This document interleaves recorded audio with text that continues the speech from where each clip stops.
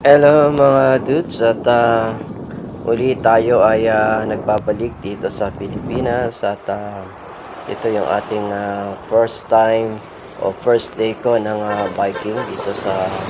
Pinas at syempre Lodi, namimiss ko yung ating terrain dito at kasi sa bansang napuntahan ko ay ano sila left driving at tayo ay right driving at so medyo nag-adjust tayo ng konti mga lodi kasi ilang buwan din tayong